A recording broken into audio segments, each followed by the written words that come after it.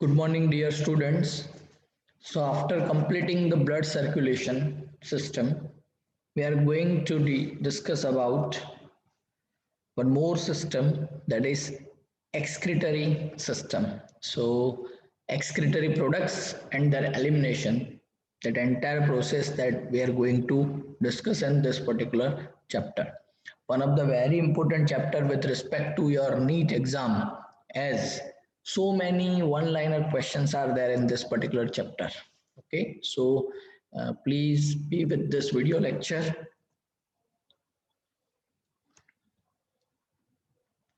Now, first of all, what is excretion? So, dear students, excretion is the elimination of metabolic waste materials like ammonia, urea, uric acid, etc. from the body of the organism. So, जो भी हम as a food stuff अपने diet में ले रहे हैं,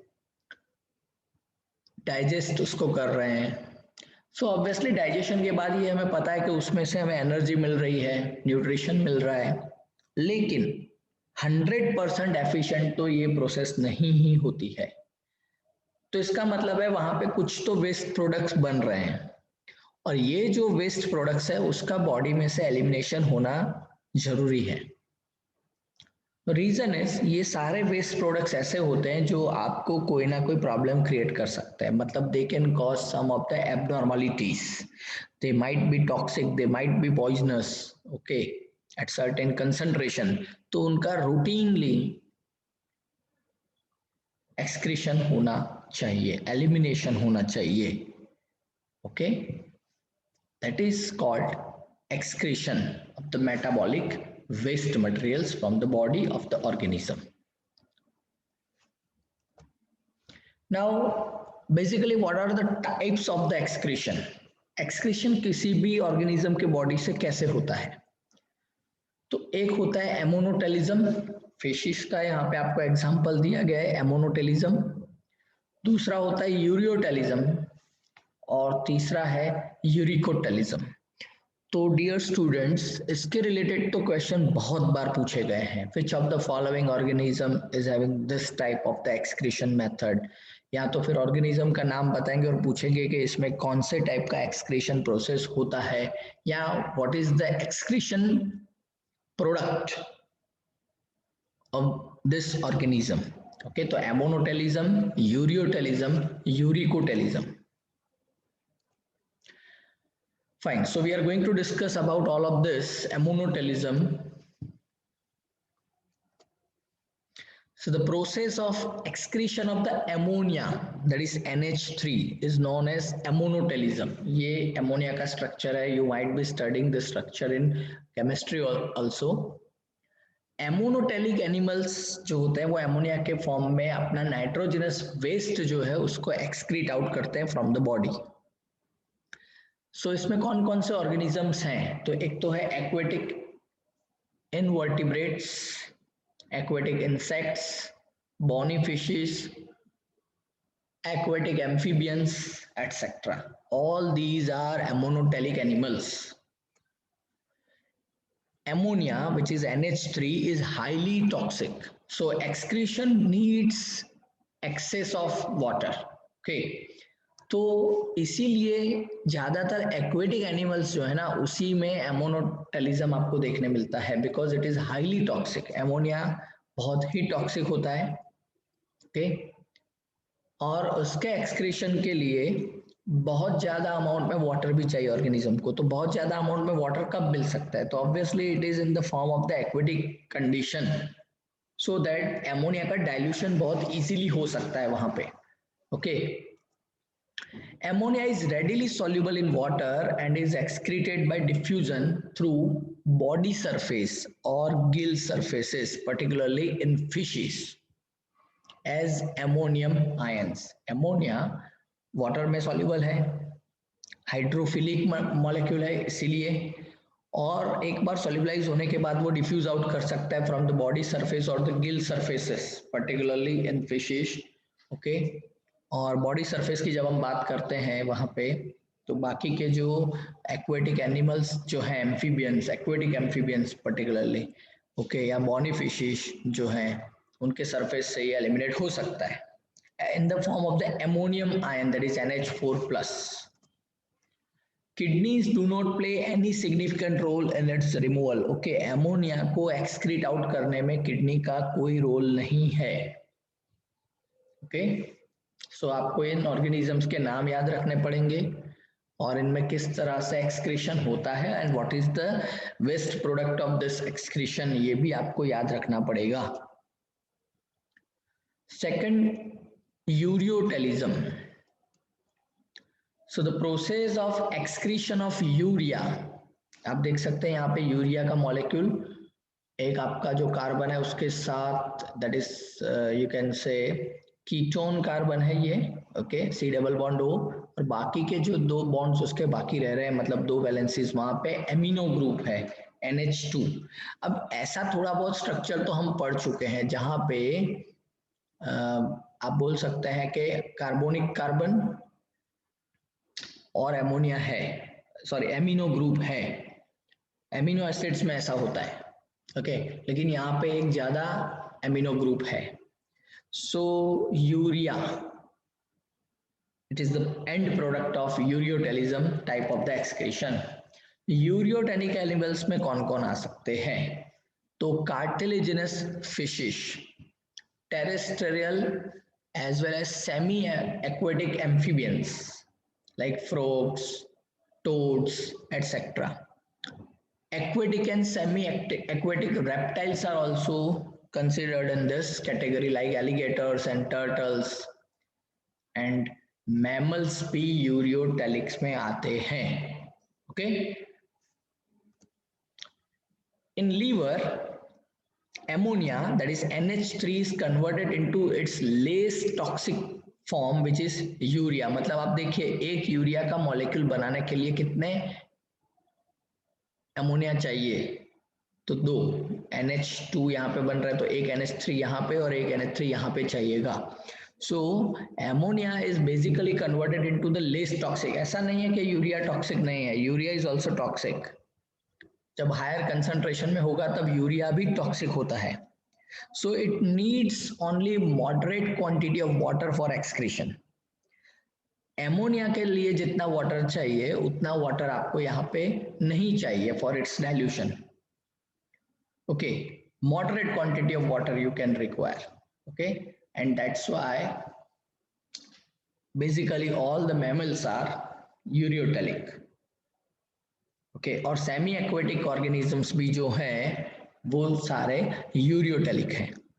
Okay, some amount of urea may be retained in the kidney matrix of some animals to maintain a desired osmolarity. ये आगे इसी चैप्टर में हम पढ़ने वाले हैं ये condition. So 100% of urea is not going to be eliminated out. Some amount of urea जो उसके लिए प्रॉब्लम क्रिएट नहीं कर रहा है उस ऑर्गेनिज्म के लिए, वो किडनी में रिटेन रहता है. Okay, of the some animals. And क्यों रहता है? To maintain desired osmolarity.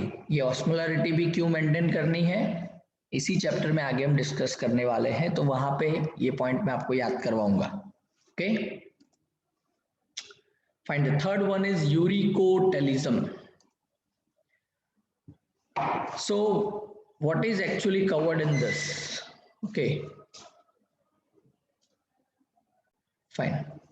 So what is actually covered in this uricotelism? So that is the process of excretion of uric acid. It is insoluble in water, that we know.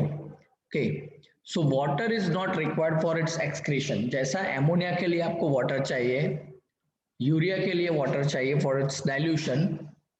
Okay, uric acid के लिए water नहीं चाहिए. Okay, uricotelic animals में कौन कौन consider होता है? So insects, some land crustaceans, land snails, terrestrial reptiles and birds. Okay, they are considered in this uricotelic animals. Okay, so The process of excretion of the uric acid which is insoluble in water, okay उसका जो excretion है उसको हम बोलते हैं uricotelism. और इसमें ज्यादातर इंसेक्ट्स सभी कवर हो रहे हैं, आर्थ्रोपोड्स, लैंड क्रस्टेशियंस उसमें कवर हो रहे हैं, लैंड स्नेल्स उसमें कवर हो रहे हैं, टेरेस्ट्रियल रेप्टाइल्स जितने भी है like lizard and all this type of the snakes and all this, okay, as well as birds, ये भी इसमें कवर हो रहे हैं। सो ये तीन कैटेगरीज आपके सामने, उसमें ह्यूमन जो है it falls in ureotelic animals, it is in ureotelic animals, okay. अब ये समझ सकते हैं कि यूरिक एसिड क्यों इनसॉल्युबल है वाटर में, ओके। यूरिक एसिड वाटर में इनसॉल्युबल क्यों है? You can see this ring structure of the uric acid, okay. तो हेट्रोसर्कुलर कंपाउंड ये बन रहा है, heterocyclic, okay, it is heterocyclic compound and that's why it is insoluble in water, okay। so इसके लिए वाटर की कोई रिक्वायरमेंट नहीं है, okay। now ureotelism and uricotelism are needed for water conservation। देखिए एमोनिया हाईली टॉक्सिक है, तो ammonia को एलिमिनेट करने के लिए तो वाटर बहुत चाहिए, इसीलिए वो एक्वेटिक कंडीशंस तक ही लिमिटेड है एमोनोटेलिज्म। लेकिन यूरियोटेलिज्म और यूरिकोटेलिज्म जो है ना, they are actually needed for water conservation, क्योंकि इन एनिमल्स में पर्टिकुलरली वाटर को कंजर्व करना पड़ेगा, ओके।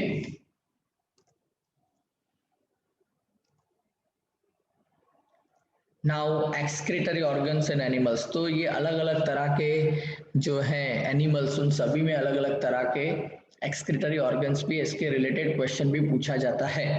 सो एक है protonephridia, it is called flame cells, okay. Protonephridia which is called flame cells, ये आपको देखने मिलेगा प्लेटी हेलमिन्स में, rotifers, in some of the annelids, okay, and cephalochordates, इनमें आपको प्रोटोनेफ्रिडिया, प्रोटो मतलब primitive type of the nephridia, primitive type of the nephron आपको यहाँ पे देखने मिलता है, और उसके लिए वर्ड एक यूज होता है फ्लेम सेल्स। बहुत बार पूछा गया है एग्जाम में, फ्लेम सेल्स आपको किस ऑर्गेनिजम्स में देखने मिलेंगे, तो प्लेटी हेलमिन्स, रोटिफर्स, एनिलीड्स एंड सेफालोकॉर्डेट्स, इसमें आपको ये एज एन एक्सक्रीटरी ऑर्गन देखने मिलेंगे। प्रोटोनेफ्रिडिया में से वेल डेवलप्ड नेफ्रिडिया, ओके, तो वो आपको देखने मिलते हैं एनिलीड्स में, okay, that you can find in annelids like earthworm and all this, nereis, earthworm, ये सभी इसमें आते हैं। फिर है Malpighian tubule, okay, just after the annelids जो फाइलम होता है that is of the arthropods, तो मालपीकियन ट्यूब्यूल जो है वो आपको इंसेक्ट्स में देखने मिलता है। चैप्टर नंबर 7 में हमें पता है कॉकरोच के बारे में हमने देखा हुआ है, okay. Then antennal glands, that is called green glands, बहुत बार पूछा गया है ग्रीन ग्लैंड्स के बारे में कि आपको कहाँ पे देखने मिलता है ग्रीन ग्लैंड्स, ओके। तो क्रस्टेशियंस में आपको देखने मिलता है like prawn and all this, okay. Crustaceans में आपको ग्रीन ग्लैंड्स देखने मिलते हैं। फिर जो है किडनीज, तो इसके बारे में तो ऑलमोस्ट सभी को पता ही है,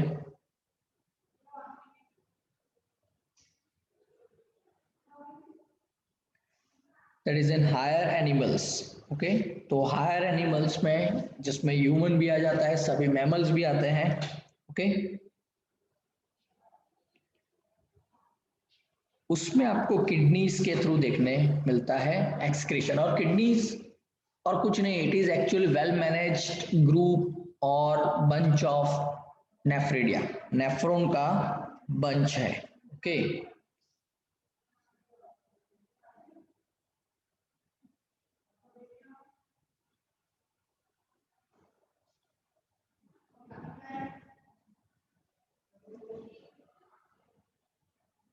Fine. So all these are actually the excretory organs which you can find in different type of the organisms. Okay. Okay. तो इसको आपने देखा अभी कि ग्रीन ग्लैंड, इसको ग्रीन ग्लैंड क्यों बोला गया है? ओके, एंटरनल ग्लैंड्स में, क्रस्टेशियंस में like prawn and all this, उसको ग्रीन क्यों बोला गया है? सो द रीजन इज कि इसका जो एक्सक्रीटरी पोर है जहां से एलिमिनेशन होता है, अगर वो ग्रीन है तो इसीलिए उसको ग्रीन ग्लैंड बोला जाता है। ओके, सो ये पूरा टेबल आपके लिए इंपॉर्टेंट है। अब डियर स्टूडेंट्स, आप एक चीज ये भी याद रखिए कि ये जितने भी आपको बताए गए हैं फाइला और या तो क्लासेस, उसमें किसी ना किसी ऑर्गेनिज्म का नाम आपको पता होना चाहिए। वो कहाँ से पता चलेगा? तो चैप्टर नंबर 4 में ये सभी नाम आपको मिलेंगे जिसको हम डिस्कस करने वाले हैं। तो नाम के थ्रू भी आपको पूछ सकते हैं कि नेरिस में आपको एक्सक्रीटरी सिस्टम में कौन किस तरह से एक्सक्रीटरी सिस्टम उसका है। तो नेरिस एनालिड में आता है तो वहां पे नेफ्रेडिया होगा। दूसरा, इसके हिसाब से आपको यूरिकोटैलिक, यूरियोटैलिक या फिर एमोनोटैलिक इसके बारे में भी पूछा जाएगा। Okay, fine. Now the major concern of this chapter is human excretory system. तो उसके बारे में डिस्कस करते हैं, human excretory system. Okay, fine.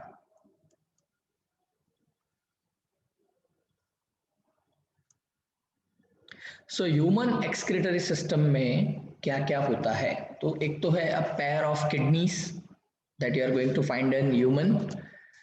दूसरा है a pair of ureters, okay, जो किडनीज को कनेक्ट करता है, okay, with urinary bladder. Okay, urinary bladder जो है एक ही है क्योंकि वहां पे जो यूरेटर्स हैं दोनों लेफ्ट एंड राइट किडनी के, वो वहां पे मर्ज हो रहा है यूरिनरी ब्लैडर में। Then urethra, okay, that is the external part of the excretory system जिसके थ्रू एक्सक्रीशन होने वाला है। ओके, तो pair of kidneys, pair of ureters, urinary bladder and a urethra is also there. Now आप देख सकते हैं यहाँ पे पूरा structure. This is the kidney, right kidney, left kidney, ये आपका दोनों ureter, the tubings connecting to the urinary bladder and then urethra. Okay, fine.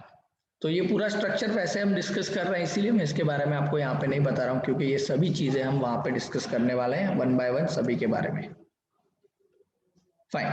Now human excretory system, structure wise हम देखते हैं एक एक चीज को। So where actually the kidneys are located? So kidneys are reddish brown bean shaped structures enclosed in a tough 3-layered fibrous capsule। के तो kidney जो है वो रेडिश ब्राउन कलर की होती है, बीन शेप की किडनी होती है and it is enclosed in a tough and 3-layered fibrous capsule. तो ये उसका कैप्सूल आप देख सकते हैं बाहर से, जैसे सीड का सीड कोट होता है वैसे ये किडनी का कोट बन रहा है, कैप्सूल बन रहा है जिसके अंदर किडनी के नेफ्रॉन्स जो हैं वो प्रोटेक्टेड है। And where it is situated? It is situated between the levels of last thoracic and the third lumbar vertebra। okay, last thoracic vertebra and the third lumbar vertebra। okay, तो ये vertebra जो आपको दिख रहे हैं उसमें last thoracic and third lumbar vertebra, इसको हम स्केलेटल सिस्टम में जब पढ़ेंगे तब पता चलेगा thoracic vertebra and lumbar vertebra क्या होते हैं। ओके, तब आपको पिक्चर अच्छे से क्लियर हो जाएगा। What is the size of the kidney? तो लेंथ उसका होता है 10 to 12 सेंटीमीटर्स, विड्थ है उसका 5 to 7 centimetres and the thickness is 2 to 3 centimetres. Average weight of the kidney कितना होता है? that is 120 to 170 grams। okay, 120 to 170 grams तक एक किडनी का वेट होता है। now on the concave side of kidney, इसीलिए मैंने उसको बोला ना कि जैसे सीड कोट होता है ना वैसे ही, तो जैसे सीड में हमने पढ़ा हुआ है कि हाइलम करके एक पोर होता है। ओके, तो ऐसे किडनी के भी कॉन्केव साइड पे, जैसे सीड में भी कॉन्केव साइड पे हाइलम होता है वैसे यहाँ पे भी कॉन्केव साइड पे हाइलम होता है। इट इज द ओपनिंग, उसको हाइलस भी बोला जाता है। through which blood vessels, nerves, lymphatic ducts and the ureter enter the kidney. तो ये जो हाइलम का पूरा एरिया है वो एक पोर है जिसके थ्रू, एक ओपनिंग है जिसके थ्रू ब्लड वेसल्स, आप देख सकते हैं artery, that is renal artery. Renal का मतलब होता है किडनी, तो renal artery, renal vein, okay, then renal pelvis, okay, जो यूरेटर का ओपनिंग है वो कनेक्ट करता है to the kidney, okay. Now on the concave side of the, sorry ये स्टेटमेंट मैं अभी बोल चुका हूं, hilum leads to funnel shaped cavity which is called renal pelvis with projections called calyx, okay। तो आप देख सकते हैं यहाँ पे ये पूरा जो है एक फनेल शेप पूरा बन रहा है, यूरेटर का जो ओपनिंग है वो फनेल शेप का है पूरा, ओके। तो ये फनेल शेप का जो एरिया जिसको बोला जाता है रेनल पेल्विस, ओके। और ये रेनल पेल्विस किडनी के अंदर तक डीप इनटू द किडनी ये पूरा एक्सटेंड होता है and it is going to be developed into calyx, okay.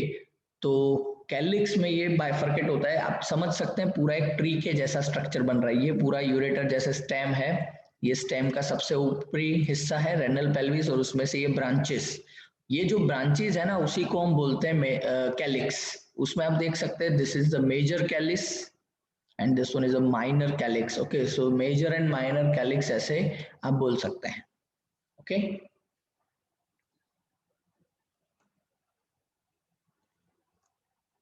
A kidney has outer cortex at the inner region which is called medulla। Kidney का ये आपका ऊपर का बाहर का layer, three layer protection wall, और उसके अंदर ठीक अंदर का जो एरिया है दिस इज कॉल्ड कॉर्टेक्स, मतलब आउटर एरिया जो है किडनी का उसको कॉर्टेक्स बोला जाता है, और जो उसका इनर एरिया है उसको बोला जाता है मेड्यूला, ओके, उसको बोला जाता है मेड्यूला, ओके।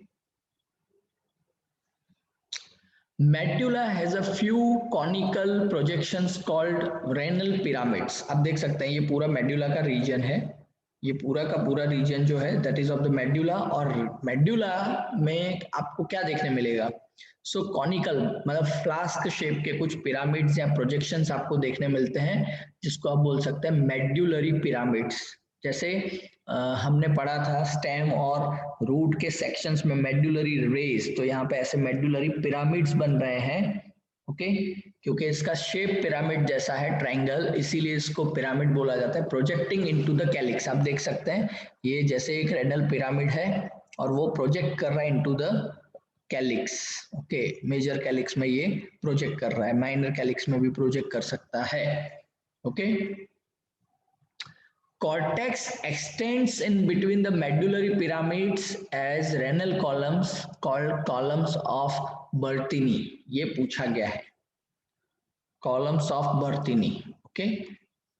तो आप समझ सकते हैं इसको, कॉर्टेक्स रीजन जो है that x tends in between the medullary pyramids, ये कॉर्टेक्स रीजन है, ये मेडुलरी पिरामिड्स है, और इन दोनों के बीच में ये आप देख सकते हैं पूरा प्रोजेक्शन, फिंगर लाइक प्रोजेक्शन, ये और कुछ नहीं है, they are considered as columns of cortex. और ये कॉर्टेक्स के ये जो कॉलम्स हैं उसको बोला जाता है columns of Bertini, it is called columns of Bertini. ये भी कॉलम्स ऑफ बर्तिनी है, ये भी एक कॉलम ऑफ बर्तिनी है, this is also this one, this, this and this, columns of बर्तिनी।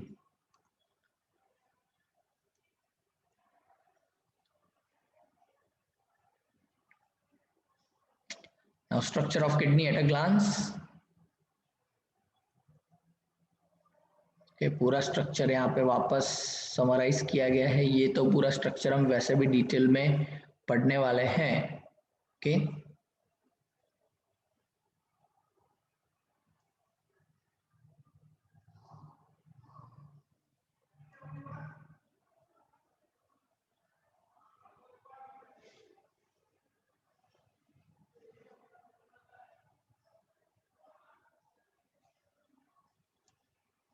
Fine,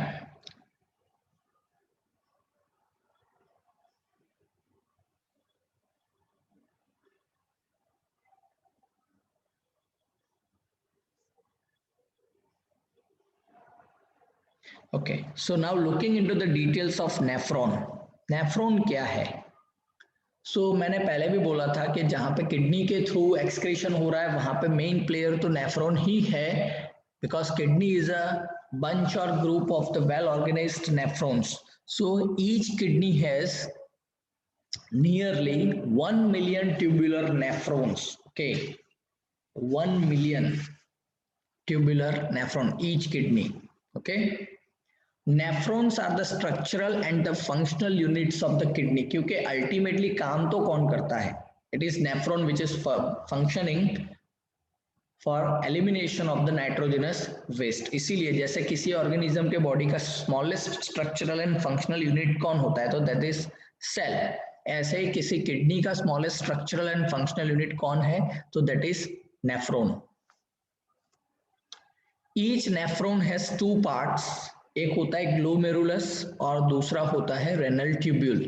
तो ये पूरा एरिया जो है ना, it is called glomerulus, this bowl shaped structure, और ये पूरा ट्यूब स्ट्रक्चर है, that is called renal tubule. okay?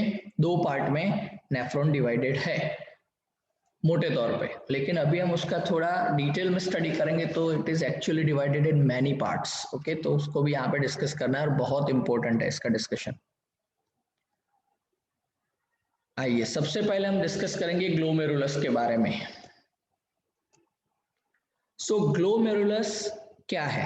It is a tuft of capillaries formed by afferent arterioles, that is a fine branch of the renal artery.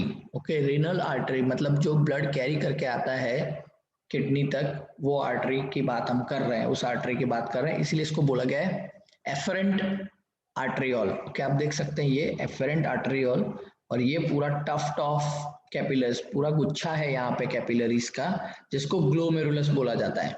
और वो किससे बना हुआ है? तो एफरेंट आर्टरियोल जो है उसी के प्रोजेक्शंस का ये पूरा गुच्छा है पूरा, और बंच है, इसी को हम बोलते हैं glomerulus. Blood from the glomerulus is carried away by an efferent arteriole. देखिए आता है एफरेंट आर्टरियोल के थ्रू, और यहाँ पे मूवमेंट करने के बाद जब बाहर निकलता है it is called efferent. Efferent मतलब इनकमिंग, एफरेंट मतलब outgoing. Okay fine.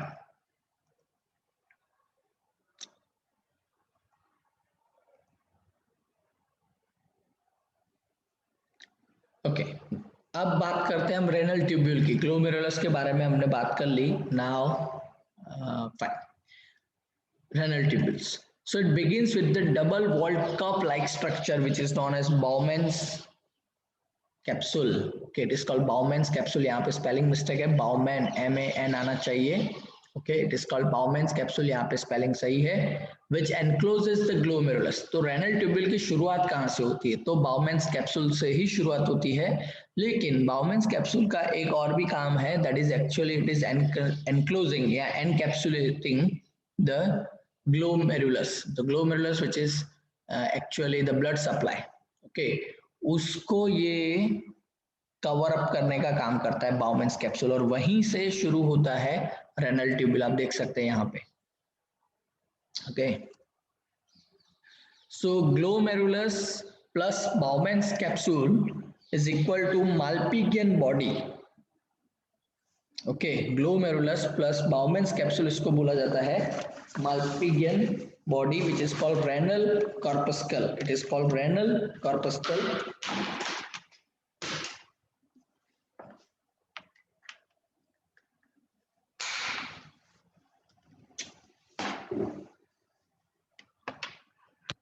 Just a minute.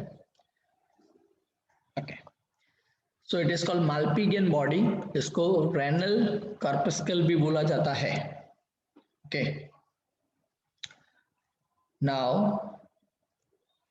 about entire renal tubule. So the tubule continues with proximal convoluted tubule. Convoluted tubule का मतलब होता है पूरा serpentine जैसा इसका स्ट्रक्चर बन रहा है, इसलिए उसको convoluted बोला जाता है। फोल्डिंग में है पूरा स्ट्रक्चर ये। ओके, और शॉर्ट में इसको बोला जाता है एब्रीवेटेड फॉर्म में proximal convoluted tubule, that is PCT।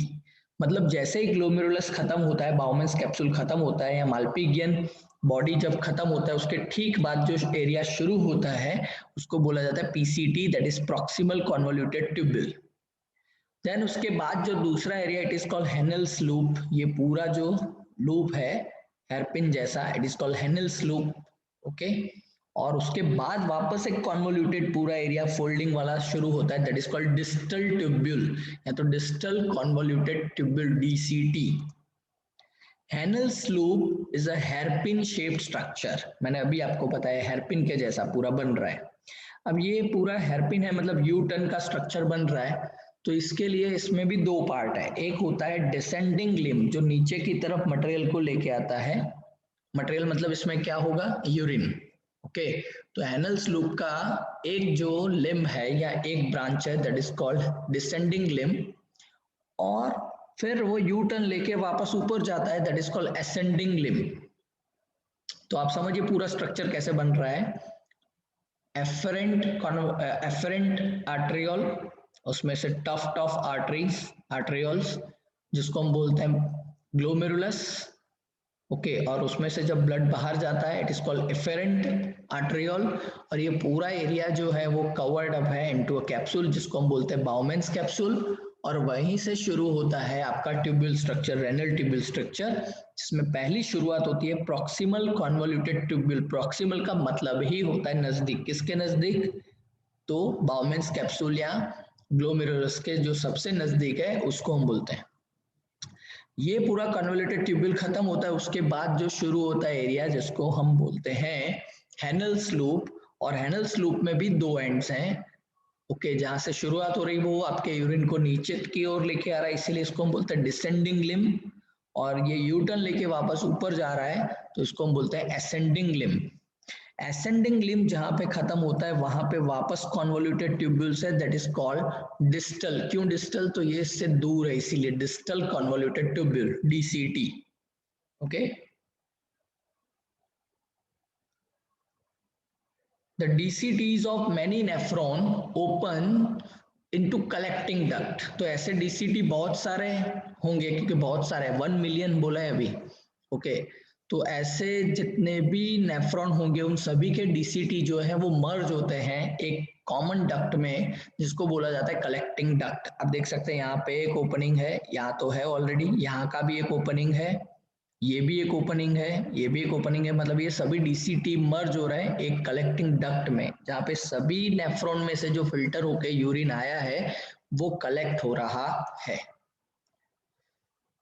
Okay, collecting duct extends from cortex to the inner parts of the medulla। कि कलेक्टिंग डक्ट, अब देखिए यहाँ पे ये कॉर्टेक्स है, आप समझिए पूरा स्ट्रक्चर, ये नेफ्रॉन कहाँ पे सिचुएटेड है, एक्चुअली इनका माइक्रो लोकेशन क्या है, आप देख सकते हैं ये पूरा cortex that is the outer region of the kidneys. Okay, कौन सा एरिया, ग्लोमेरुलस वाला एरिया, और हेनेल्स लूप कहाँ तक जा रहा है, तो वो मेडुला रीजन में जा रहा है। सो कलेक्टिंग डक्ट भी क्या होता है, वो कॉर्टेक्स से लेके शुरू होता है और मेडुला तक के इनर पार्ट तक ये जाता है। They converge and open into renal pelvis. ये सभी कलेक्टिंग डक्ट मर्ज होते हैं कहाँ पे, आप देख सकते हैं ये पूरा cup shape, funnel shape area. तो ये पूरा जो पिरामिड शेप का आपको जो दिख रहा है मेडुलरी पिरामिड्स, उसमें ये सारे नेफ्रॉन्स हैं, और इन सभी नेफ्रॉन के कलेक्टिंग डक्ट है वो मर्ज हो रहे हैं। ओके, यहाँ पे आप देख सकते हैं। ओके, और ये मर्ज होके कहाँ पे आ रहा है, रेनल पेल्विस में, मतलब सभी मेडुलरी पिरामिड में से जो भी यूरिन फिल्टर आउट होके आया, सपोज इसमें आपको 1 2 3 4 5 6 7 मेडुलरी पिरामिड दिखा है एक किडनी में सपोज। ओके, और 1 लाख एक में होते हैं ये अपने नेफ्रॉन, तो 1 lakh divided by 7 generally, not the exact, लेकिन हाइपोथेटिकली हम बोल सकते हैं कि एक में नियर अबाउट 14-15 लैक्स 1000 नेफ्रॉन होंगे एक पिरामिड में, और वो सभी मर्ज होके आ रहे हैं एक कलेक्टिंग डक्ट में, और सभी के कलेक्टिंग डक्ट वापस मर्ज हो रहे हैं इन द रेनल पेल्विस, और उसकी वजह से क्या हो रहा है, जो भी यूरिन जितने भी नेफ्रॉन से फिल्टर आउट होके आया है वो कलेक्ट अल्टीमेटली होता है आपके रेनल पेल्विस में, और वहां से यूरेटर के थ्रू यूरेथ्रा में जाने वाला है। Okay, Malpighian body, Malpighian body का मतलब क्या होता है? Glomerulus and Bowman's capsule. Okay, that is Malpighian body. PCT and DCT are situated in renal cortex. आप देख सकते हैं ऊपर जो हाईलाइट हो रहा है, ब्लिंक कर रहा है वो एरिया। Malpighian body मतलब glomerulus plus Bowman's capsule, PCT and DCT are situated in renal cortex. Okay, outer side of the kidney में ये होते हैं।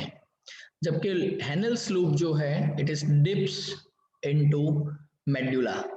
ओके, आप देख सकते हैं नीचे जो ब्लिंक हो रहा है, Henel's loop जो है, it actually dips into the medullary region.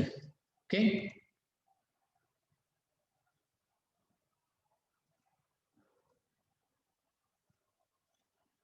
now the efferent arteriole जो बाहर निकल रहा है glomerulus से, वो the efferent arteriole emerging from the glomerulus forms a fine capillary network, that is peritubular capillaries around the renal tubule. अब देखिए आपका ये रेनल ट्यूब्यूल था जो, ये आप देख सकते हैं आपका ग्लोमेरुलस का एरिया जो है उसमें ये एफेरेंट मतलब इनवर्ड मूवमेंट, और ये है इफेरेंट जो बाहर जा रहा है। अब देखिए बाहर जाने के बाद क्या कर रहा है इफेरेंट आर्टेरियोल, ये देख सकते हैं आप पूरा का पूरा एक कैपिलरीज का नेटवर्क बना रहा है, उस केज बना रहा है, आप ऐसे समझ लीजिए कैपिलरीज का, और उसके अंदर आपका पूरा जो ट्यूबुलर है सिस्टम, नेफ्रॉन के ट्यूब्यूल्स हैं उसके अंदर अलोंग विद द हेनेल्स लूप, ये पूरा का पूरा स्ट्रक्चर उसके अंदर इम्प्रिजेंट जैसा लग रहा है।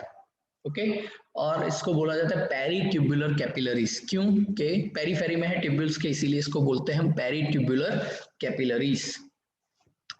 A minute vessel of this network runs parallel to the Henel's loop, forming a U-shaped vasa recta. अब देख सकते हैं कि ये पूरा नेटवर्क जब बन रहा है उसमें एक वेसल अलग पूरा चल रहा है जिसमें से नेटवर्क बन रहा है, एक उसका मेन ब्रांच जो है वो देखिए पूरा यू टर्न ले रहा है, यहाँ से शुरू हुआ नीचे की ओर बढ़ा और बीच बीच में ये ट्यूब्यूल्स बना रहा है, कैपिलरीज बना रहा है, और यू टर्न लेके वापस असेंड ऑन कर रहा है।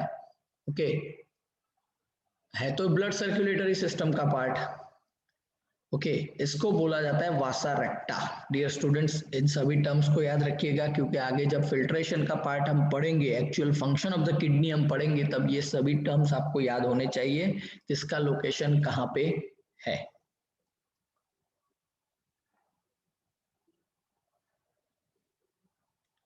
नाउ टाइप्स ऑफ नेफ्रॉन, तो एक होते हैं कॉर्टिकल नेफ्रॉन। आप देख सकते हैं कॉर्टिकल नेफ्रॉन ज्यादातर उसका साइज जो है पूरा वो कॉर्टिकल रीजन में ही है, almost 85% cortical nephrons are there.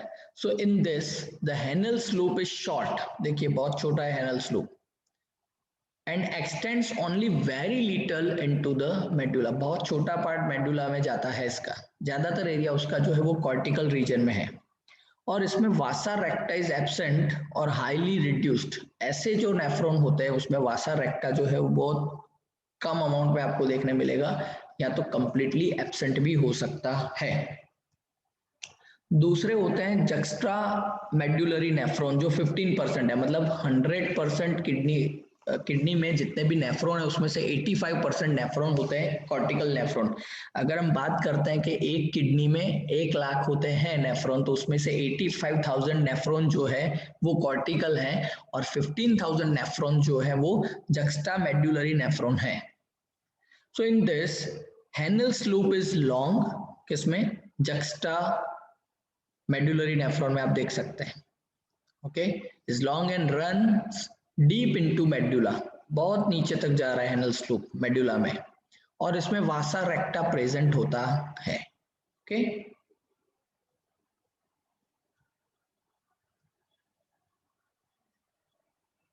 Now structure of nephron at a glance. पहले हमने किडनी का स्ट्रक्चर देखा, उस किडनी के स्ट्रक्चर में हमने देखा कि मेडुलरी पिरामिड्स हैं, उस पिरामिड के अंदर जब हम देख रहे हैं तो बहुत सारे नेफ्रॉन हमें देखने मिल रहे हैं।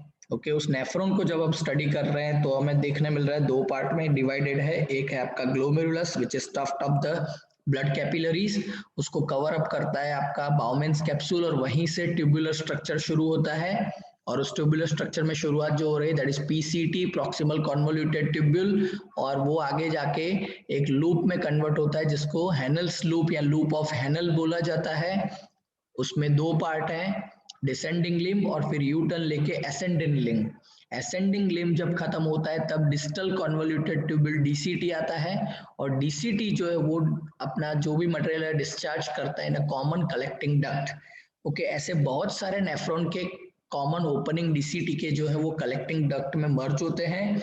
ऐसे ही जितने भी कलेक्टिंग डक्ट्स हैं वो ओपन होते हैं रेनल पेल्विस में, जो एक फनेल शेप का स्ट्रक्चर है, और ये एक्चुअली जो भी रिलीज कर रहे हैं मटेरियल, एक्सक्रीट आउट कर रहे हैं दैट इज द यूरिन, वो बाद में रेनल पेल्विस के थ्रू यूरेटर के थ्रू यूरेथ्रा तक पहुंचता है। ये जो पूरा स्ट्रक्चर है उसमें जो टफ कैपिलरीज जो है उसमें एक एफेरेंट आर्ट्रियोल है जहां से वो ब्लड लेके आ रहा है, और दूसरा जो बाहर निकल रहा है that is the efferent arteriole. Efferent arteriole क्या करता है, तो पूरा कैपिलरीज का एक नेटवर्क बनाता है, और ये जो नेटवर्क बनाता है वो आपके पूरे नेफ्रॉन का ट्यूबुलर स्ट्रक्चर जो है उसको कवर अप केज करके रखता है। ओके, और उसमें भी जो कैपिलरीज है उसमें एक मेजर कैपिलरी जो है वो यू टर्न लेके वहीं पे नेफ्रॉन के ट्यूब्यूल के पैरेलल चलता है, एनल्स लूप के पैरेलल चलता है, उसको बोला जाता है वासा रेक्टा। ओके, तो इस हिसाब से नेफ्रॉन के भी दो वेराइटीज है, cortical and juxta medullary. Okay, cortical nephron size में शॉर्ट होते हैं, कॉर्टेक्स रीजन में उनका मेजर एरिया कवर अप हो जाता है, ऐसे 85% नेफ्रॉन आपको देखने मिलते हैं। बाकी जो 15% नेफ्रॉन है those are juxtamedullary nephrons. Okay, जिसका ये हैनल्स लूप जो है वो बहुत लेंदी होता है और मेडुलरी रीजन तक एक्सटेंड होता है। Okay, fine. So dear students, today we have completed about the structure of the excretory system in human. Okay, अब इसके बाद नेक्स्ट लेक्चर में हम पढ़ेंगे फॉर्मेशन ऑफ द यूरिन। आज हमने स्ट्रक्चर देख लिया है, पूरा मशीनरी देख लिया है यूरिन फॉर्मेशन का। अब उस मशीनरी में यूरिन फॉर्मेशन का काम कैसे चलता है उसके बारे में हम नेक्स्ट लेक्चर में डिस्कस करने वाले हैं। इसको अच्छे से टेक्स्ट बुक में से और रेफरेंस में से पढ़िए और समझने का ट्राई करिए। In the next lecture we are going to discuss about urine formation. तब तक अगर आपको कोई डाउट है, कोई क्वेश्चन है, please call me, you can WhatsApp me also. Okay, fine, have a nice day.